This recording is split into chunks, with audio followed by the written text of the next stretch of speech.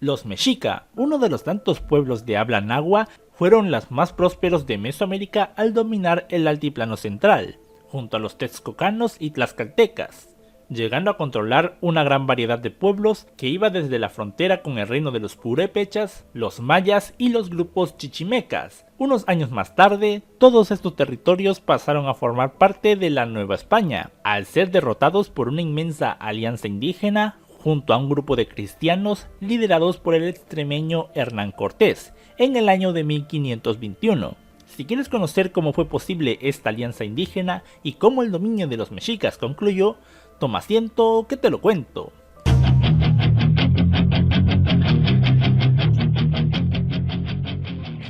La primera expedición europea que supo sobre la existencia de los mexicas fue la dirigida por Juan de Grijalva en el año de 1518, quien por órdenes de Diego Velázquez de Cuéllar exploró la costa del Golfo de México. Durante su travesía entró en contacto con los mayas chontales de Potonchán, donde Tlaloc-Huinic Taxcopt, Nuestro Señor de los Ocho Leones, intercambió regalos con ellos y les informó sobre la existencia del gran señor Moctezuma Xocoyotzin o Moctezuma II.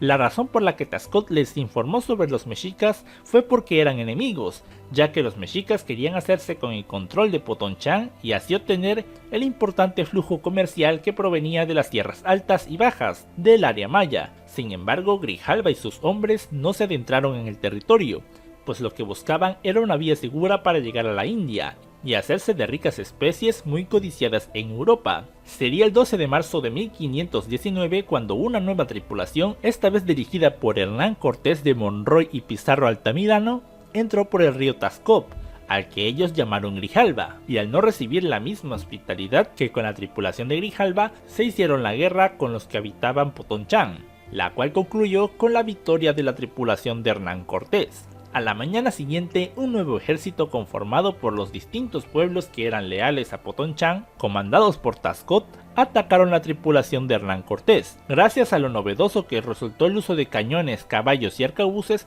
permitió que este último se hiciese con la victoria, y por ello cambió el nombre de la ciudad de Potonchán por el nombre de Santa María de la Victoria. Según la tradición guerrera en la cultura maya, al ser derrotado el Tlaloc-Huinic Taxcopt, debía de entregar una serie de regalos, entre ellos joyas, y para firmar la paz y conseguir una alianza familiar, decidieron entregar 20 mujeres jóvenes, para que así formaran familia y fueran hermanos. Entre las jóvenes se encontraba una mujer hablante de maya y náhua, razón por la que Hernán Cortés la mantendría cerca todo el tiempo y sería bautizada con el nombre de Marina. Tras la fundación de la villa de Santa María de la Victoria, Cortés y los suyos continuaron navegando por la costa, desembarcando cerca de la ciudad totonaca de Zempoala, la cual se encontraba sometida por los mexicas, un pueblo invasor que sometió a casi toda Mesoamérica en tan solo 200 años. Cortés sabía de los mayas chontales de Potonchán y ahora de los totonacas de Zempoala que los mexica eran repudiados por varios pueblos.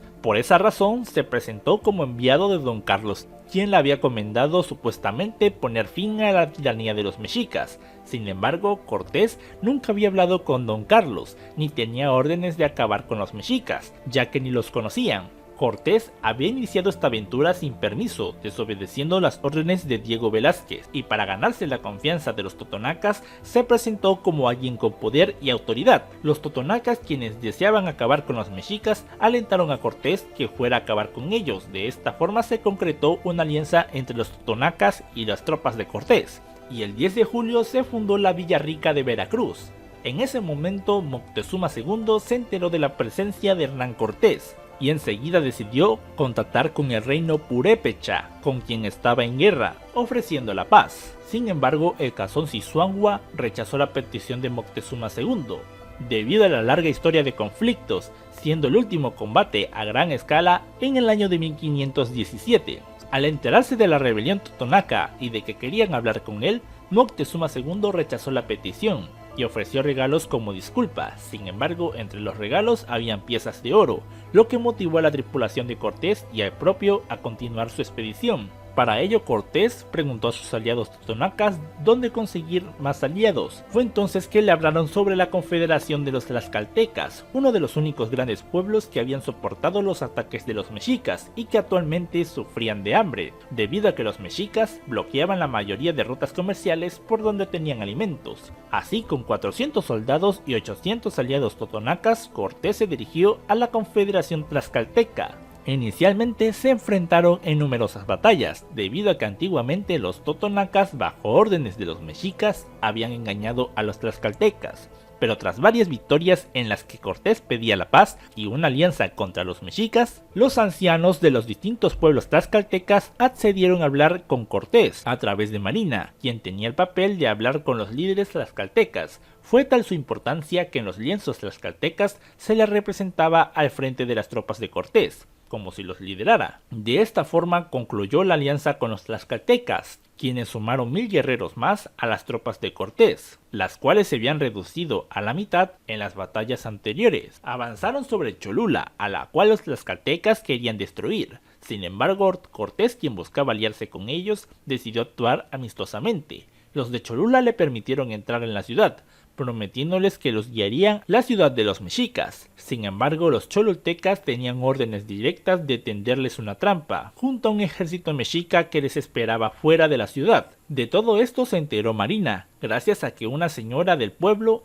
cuyo hijo la quería como su mujer, le contó sobre la emboscada, con la intención de que se refugiase en su casa durante la batalla. Marina advirtió de todo esto a Cortés, quien le pidió a sus tropas y aliados acabar con los guerreros cholultecas, y los tlaxcaltecas, quienes tenían especial rencor, se ciñeron sobre los guerreros y los habitantes, a quienes masacraron, acabando con al menos 6000 personas. Cortés, quien esperaba formar una alianza, no pudo detener a sus aliados de acabar con la mayoría. Finalmente los cholultecas que quedaron se rindieron y se pasaron al bando de Cortés, quien se esmeró en que los tlaxcaltecas no buscaran más guerra con sus nuevos aliados. Al enterarse de la matanza de Cholula, Moctezuma II intentó evitar a toda costa un conflicto, y por ello decidió invitar a Cortés y a quienes le seguían a Tenochtitlan, la ciudad de los mexicas. Al encontrarse con Moctezuma II, este le entregó regalos, entre ellos joyas y corazones humanos frescos, siendo este último de menor agrado para los extranjeros.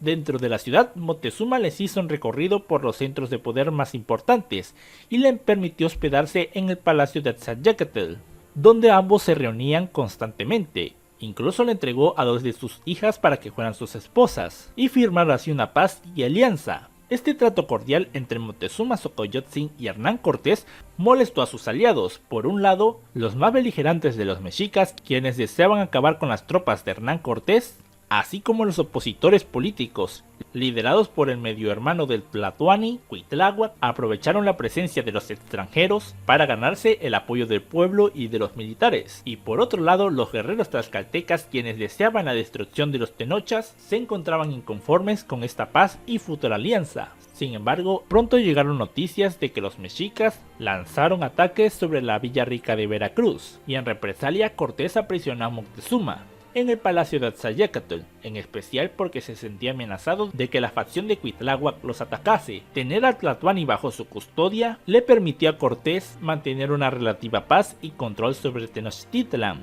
Sin embargo, pronto llegaron noticias de que Pánfilo de Narváez, por órdenes de Diego Velázquez, tenía la misión de apresarlo por marcharse sin autorización. Cortés dejó a cargo de la ciudad a Pedro de Alvarado, mientras este solucionaba el problema con Narváez, al cual derrotó y convenció de unirse a su causa, pues este tenía el control de Tenochtitlan y ya había dado cuenta de sus acciones a la corona. Mientras tanto, los mexicas preparaban una gran fiesta en honor al dios del sol, un dios al que comúnmente se adoraba sacrificando a personas, lo cual, sumado a la enemistad con los líderes guerreros, puso de los nervios a Alvarado, y temeroso de una rebelión, decidió ordenar a sus hombres disolver la fiesta por la fuerza. Esto provocó que la tensión creciera y se desatara una batalla, obligando a Alvarado y sus tropas a refugiarse en el palacio de Atzayacatl.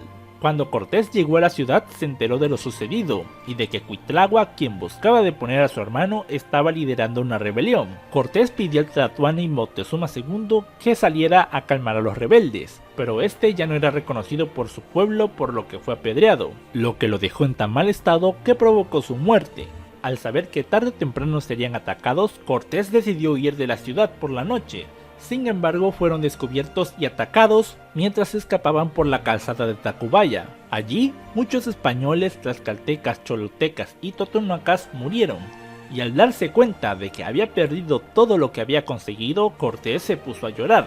Y tras calmarse, decidió apostarlo todo e ir con sus aliados tlaxcaltecas hasta la muerte, quienes en aquel entonces se encontraban enfadados por la paz con los mexicas. Por eso lo único que Cortés podía ofrecerles a los tlaxcaltecas era una guerra total contra los mexicas. Sin embargo, antes de acordar esto, tuvo que combatir en la batalla de Tumba, donde un puñado de españoles y 3000 tlaxcaltecas se vieron rodeados por una fuerza de alrededor de 60.000 guerreros. La batalla fue dura, pero gracias a que Cortés sabía que la muerte del jefe militar mexica significaba derrota total, buscó todo el tiempo la oportunidad de acabar con él. Y cuando ésta se presentó, acompañado de jinetes fueron a por él, logrando matarlo y hacerse con su estandarte, lo que puso fin a la batalla. Mientras Cortés proponía su compromiso total para acabar con los mexicas a los líderes tlaxcaltecas, Cuitlahua, quien ahora era nuevo tlatoani, trataba de negociar una paz con el Cazonzizhuangua. La razón para la paz era que en aquel entonces trataba de negociar una paz y alianza con el Cazonzizhuangua. La razón de este acuerdo era que en aquel entonces los mexicas no eran capaces de acabar con Cortés, debido a que la ciudad se encontraba sufriendo por una epidemia de viruela, la cual portaba un miembro de la tripulación de Pánfilo de Narváez y que se propagó por la ciudad a su llegada a Tenochtitlan. Los emisarios que fueron a negociar la paz al reino purépecha fueron asesinados por órdenes del Cazonzi, quien no quería la paz contra sus enemigos. Al final, tanto el Cazonzi o Irecha-Zuangua como el tlatoani Cuitlahua murieron de viruela. Corría ya el año de 1521. Cortés, con la ayuda de sus aliados, habían pedido al resto de ciudades y pueblos sometidos por los mexicas unirse a su causa para combatirlos. Así, pronto los tlaxcaltecas y Cortés sumaron un gran número de aliados indígenas de distintos pueblos y etnias. El primero de sus objetivos fue la ciudad de Texcoco, la cual se rindió ante el numeroso ejército que conformaban y decidió unirse a ellos, traicionando a los mexica. Dicha ciudad se convertiría en la base sobre la cual Cortés iniciaría su ofensiva, introduciendo una práctica de guerra hasta entonces desconocida o poco practicada en Mesoamérica, el asedio, el cual conseguirían construyendo 13 bergantines a finales de abril, con el que controlaron el lago que rodeaba la ciudad y les permitía bloquear todas las calzadas, castigando a los defensores con el hambre, ahora liderados por el tlatoani Cuauhtémoc. Cortés le ofreció la paz, pero este se negó y mantuvo la guerra. Muchos de los defensores fueron muriendo por los constantes asaltos y la posición ventajosa de los atacantes. Sin embargo, estos sufrieron muchas bajas, ya sea durante la batalla o al ser capturados y desollados vivos frente a sus compañeros. Esta actitud tan cruel con los prisioneros molestó a Cortés, quien ordenó abrir fuego a discreción contra la ciudad, destruyendo multitud de construcciones, con la ayuda de los cañones desde los barcos. El 20 de julio, cerca de 100.000 guerreros entraron a la ciudad, recorriendo poco a poco distintas partes de esta. Los tlaxcaltecas destacaron por su crudeza, masacrando a sus enemigos, que tanto los habían castigado, desfogando toda su ira con la población de la ciudad. El 1 de agosto lograron entrar al Templo Mayor, donde se enfrentaron a la última gran resistencia mexica, la cual terminó por caer el 13 de agosto de 1521, y su líder Cuauhtémoc fue capturado mientras huía en una canoa de guerra. Según la tradición guerrera, pidió a sus captores ser sacrificado, pero Cortés, quien necesitaba su presencia para mantener al resto de mexicas sobrevivientes obedientes, le perdonó la vida, además de que este acto era visto como honorable dentro de su cultura. Aunque eso no lo libró de ser torturado para que confesara dónde se encontraban todas las riquezas, las cuales según él habían lanzado al lago. 4 años después, Cortés viajó junto a Cuauhtémoc y un gran número de mexicas a las Íberas, actual Honduras, con el fin de detener la rebelión de Cristóbal de Olid. Durante su tránsito por las tierras mayas de Potonchán, el actual estado de Tabasco, pasaron por muchas dificultades, al ser una zona pantanosa llena de numerosos peligros y molestos mosquitos, lo que molestó a las tropas de Cortés. Esta molestia fue vista como una oportunidad por Cuauhtémoc para intentar rebelarse. Sin embargo, uno de los que sabía de su rebelión lo traicionó y acusó ante Cortés, razón por la que este decidió mandarlo a colgar, pues este era el castigo para los traidores en la cultura del extremeño.